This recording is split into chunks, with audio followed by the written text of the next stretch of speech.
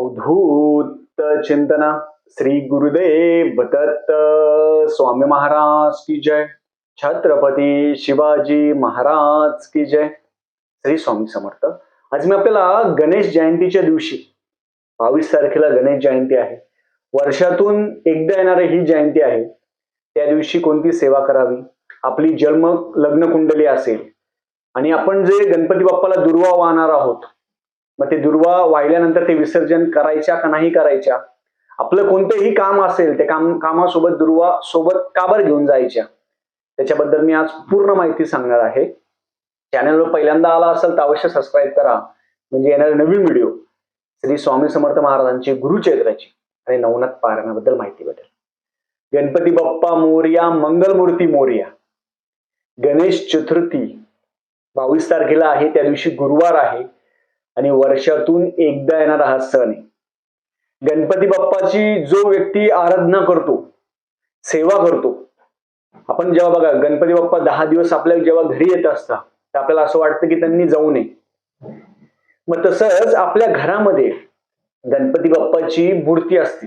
खूप जणांच्या घरामध्ये असेल, खूप जणांकडे नसेल, काही काही जण सुपारी असेल, काही काहींच्या घरामध्ये 2-2 गणपती असतात. पण घरामध्ये एकच गणपती बाप्पाची मूर्ती ठेवावी, मूर्ती ही भरीव असावी. 22 तारखेला सगळ्यांनी काय करायचं की आपल्या देवघरातील गणपती बाप्पाच्या मूर्तीवर अभिषेक करायचा. गणपती बाप्पाची त्या दिवशी खूप जण उपास करतात.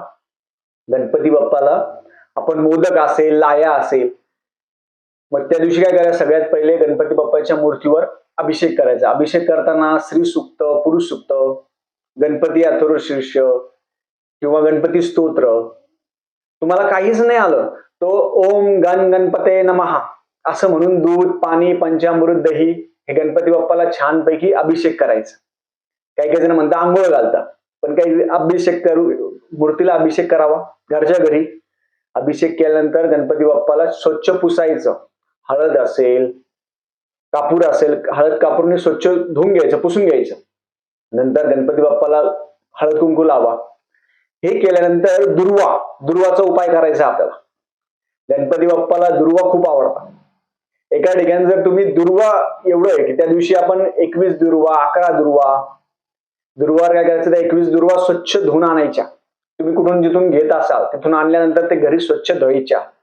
खूप जण काय करतात, तोडतात आणि तशीच वाहतात. तसं नाही, ते स्वच्छ धुवायच्या. धुतल्यानंतर दुर्वा हातामध्ये घेऊन आपण गणपती बाप्पाला गणपती अथर्वशीर्ष किंवा गणपती स्तोत्र म्हणायचं.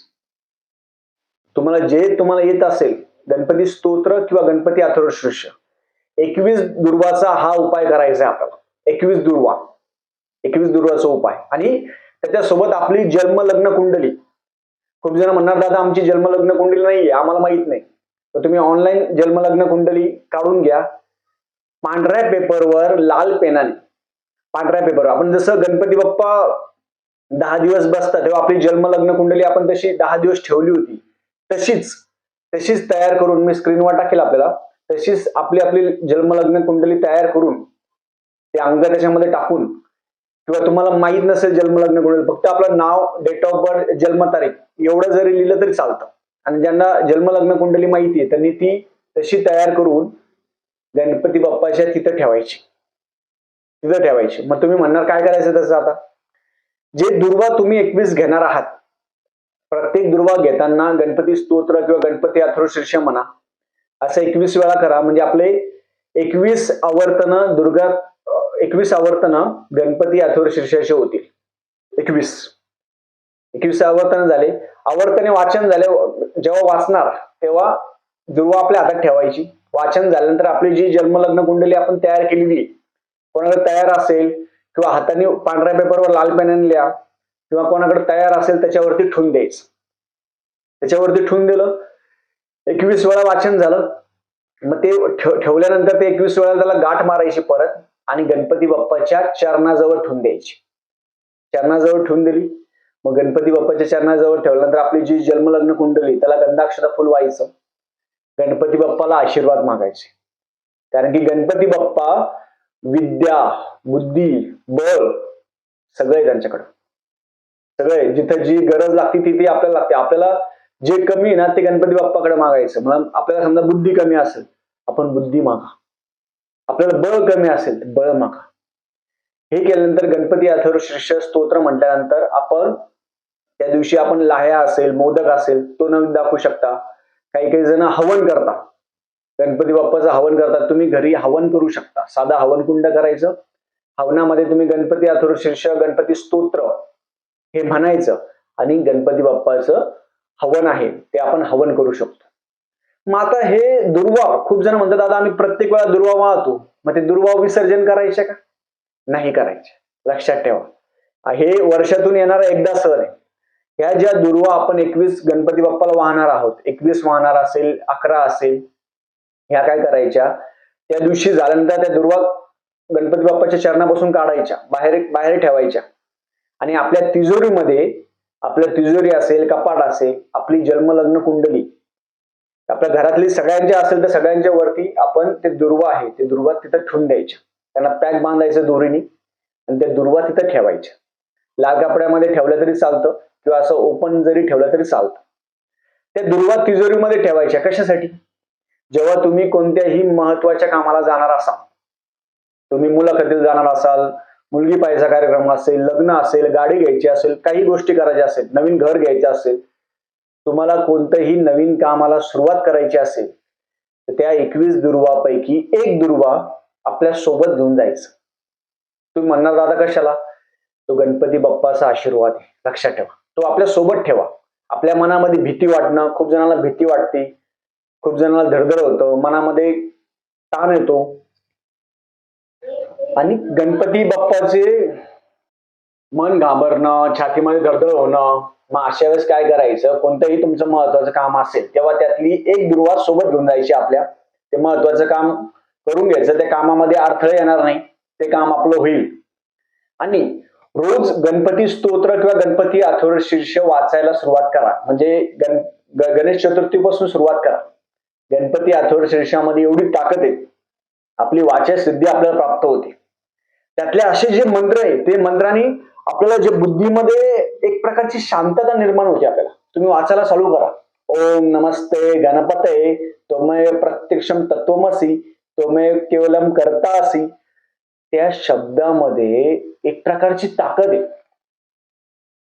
गणपती अथर्वशीर्ष तुम्ही जर रोज वाचायला सुरुवात केली त्या दिवशीपासून, रोज एकदा वाचा, सकाळी वाचा, रात्री वाचा, कधी वाचा, तुम्हाला वाचा सिद्धी एका वर्षामध्ये येईल. हा माझा अनुभव आहे. आपण जो बोलतो ना, तर प्रत्येक शब्द, आता मी जे व्हिडिओ करतो मी प्रत्येक शब्द मोजून बोलतो बा, मोजून जेवढं बोलायचं तेवढं. ही आपली बुद्धिमत्ता आणि डिसिजन घ्यायची पॉवर त्या गणपती अथर्वशीर्षामध्ये. समोरच्याशी बोलताना आय कॉन्टॅक्ट किंवा आपण बोलताना जे बोलायचं ते स्पष्ट, हे गणपती अथर्वशीर्षामधून आपल्याला प्राप्त होतं. म्हणून त्या दिवशी 21 वेळा गणपती अथर्वशीर्ष प्रत्येक दुर्वावर म्हणायचं. ते दुर्वा झाल्यानंतर दुसऱ्या दिवशी तिजोरीमध्ये ठेवा, आपल्या जन्मलग्न कुंडलीचं तिथं ठेवा, सगळ्यांच्या पत्रिकेवर ठेवा, महत्वाच्या कामाला घेऊन जा.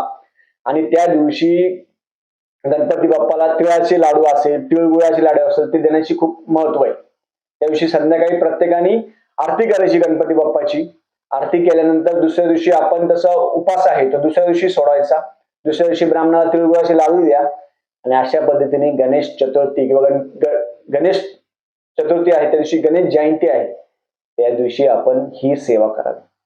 गणपती बाप्पाला उपासना आवडते, गणपती बाप्पाला खरे लोक आवडतात, गणपती बाप्पाला खोटे लोक आवडत नाही. आणि गणपती बाप्पाला मनामध्ये पाहिजे, आपल्या मनामध्ये मन आपलं चांगलं असेल ना, गणपती बाप्पा आपल्याला सगळं देतात. विद्या बुद्धी दाता येते. कोणतेही कार्य करण्याच्या अगोदर आपण म्हणतो ना, ओम गणपते नमः, ओम गणपते नमः. गणपती बाप्पाचं नाव घेऊन आपण कार्य करतो. आपण काही गुरुचरित्र असेल, नवनाथ पारायण, स्वामी चरित्र, काही पहिले श्री गणेशाय नमः, तसंच श्री गणेशाय नमः. आपण कुंडली कशामुळे, कुंडलीवर का बरं ठेवायची ती दुर्वा? आपल्या कुंडलीमध्ये ग्रह दोष असतात, प्रत्येकाच्या असतात, पण घाबरायचं नाही. राहू केतू दोष असेल, चांडाळ योग असेल, मंगळ असेल, केतू असेल, राहू असेल, ते प्रत्येकाच्या कुंडलीमध्ये. कोणाचं आश्लेषा नक्षत्र असेल, नक्षत्र खराब असतं, ह्या ज्या गोष्टी असतात पत्रिकेमध्ये, कोणाचे नक्षत्र असेल, ग्रह असेल, हे सगळे खराब असतात. असू द्या, आपली कुंडली ना ती एकदा खराब जरी असली, पण आपले ग्रह जरी खराब असले, तुम्ही जर उपासना जर केली, सेवा जर केली, तर त्याच्यावर जो बदल आहे तो बदल घडतो. लक्षात ठेवा. चांडाल योग असू द्या, पत्रिका असू द्या, मंगळ असू द्या, केतू असू द्या, राहू असू द्या, आपले ग्रह किती खराब असले, पण तुम्ही गुरुची सेवा आणि गणपती बाप्पाची सेवा जो व्यक्ती करतो, त्या व्यक्तीला ग्रह आहे ते ग्रह त्रास देत नाही, तीव्रता कमी होते. म्हणून तुम्ही कोणाची उपासना करायला पाहिजे, गुरूंची सेवा करा किंवा गणपती बाप्पाची आपण जर कंटिन्यू सेवा केली तर आपल्याला कोणत्याही प्रकारचा त्रास होणार नाही. म्हणून त्या ज्या दुर्वा आहे ते आपल्या जन्मलग्न कुंडलीवर ठेवायचे आहे आणि तुम्ही वर्षभर ठेवल्या, पुढच्या वर्षी तुम्ही स्वतःहून हा उपाय करणार. मी स्वतः केलेला आहे. कारण की आपण प्रत्येक दुर्वावर गणपती अथर्व शीर्ष म्हणतोय. गणपती अथर्व शीर्ष म्हणताना फलश्रुती म्हणायची नाही, त्याची पद्धत आहे, लक्षात ठेवा. आपल्याला 21 वेळा आवर्तन करायचे आहे. 21 वेळा आवर्तन करताना दुर्वा हातात घेतल्यानंतर फलश्रुती न म्हणता फलश्रुतीपर्यंतच गणपती अथर्व शीर्ष म्हणायचं 20 वेळा आणि 21 वेळा पूर्ण गणपती अथर्व शीर्ष 21 वेळा म्हणायचं. आणि त्या दुर्वा आपल्या कुंडलीमध्ये आपण तिजोरीमध्ये ठेवून द्यायच्या. मग त्याच्या कामाला जाताना घेऊन जा. आपल्या कुंडलीमध्ये काय फरक येतो आणि तुमच्या जीवनामध्ये काय फरक येतो ते तुम्ही तुमचं बघा. कसा फरक हळूहळू चालू होत जातो. आपल्या मनातली पहिली भीती दूर करा. खूप जणांच्या मनामध्ये भीती आहे की कुंडली अशी कुंडली तशी, जे आहे ते ऍक्सेप्ट करा आणि मनापासून सेवा जर केली तर तुम्हाला कोणत्याही प्रकारचा कसलाही त्रास होणार नाही. म्हणून प्रत्येकाने आपल्या घरी हवन आहे, प्रत्येकाच्या घरामध्ये मूर्ती असती, त्या मूर्तीचा त्या दिवशी अभिषेक प्रत्येकाने करावं. गणपती बाप्पाची मूर्ती घरामध्ये असेल नुसती तशी ठेवू नका, त्याचा अभिषेक प्रत्येकाने करावा. झालेली सेवा मी गणपती बाप्पा चरणी रुजू करतो. श्री स्वामी समर्थ.